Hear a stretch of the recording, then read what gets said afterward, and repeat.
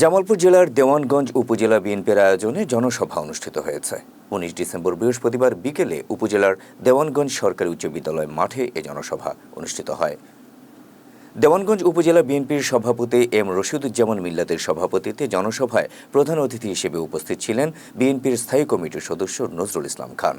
এছাড়া জামালপুর ২ আসনের সাবেক এমপি সুলতান মাহমুদ বাবু, বিএনপির কেন্দ্রীয় নেতা জামালপুর ৩ আসনের এমপি প্রার্থী মুস্তাফিজুর রহমান বাবুল, বিএনপির কেন্দ্রীয় নেতা নীলুফা চৌধুরী মনি, জাতীয় নির্বাহী কমিটির ময়মনসিংহ বিভাগীয় সাংগঠনিক সম্পাদক আব্দুল ওয়াহাব আকন্দ, জামালপুর জেলা বিএনপির সাধারণ সম্পাদক অ্যাডভোকেট শাহ ওয়ারেস আলী মামুন, সাবেক সচিব বিএনপির চেয়ারপারসনের উপদেষ্টা এএসএম আব্দুল হালিম সহ অন্যান্য নেতৃবৃন্দ এতে বক্তব্য রাখেন। এ সময় প্রধান অতিথির বক্তব্যে বিএনপির স্থায়ী কমিটির সদস্য নজরুল ইসলাম খান বলেন, মামলা হামলা করে আমাদের হাজার হাজার নেতাকর্মীকে হয়রানি করা হয়েছে। অনেক নেতাকর্মী খুন ও গুমের শিকার হয়েছে। এ সময় প্রতিটি অপরাধীর বিচার হবে বলে মন্তব্য করেন তিনি।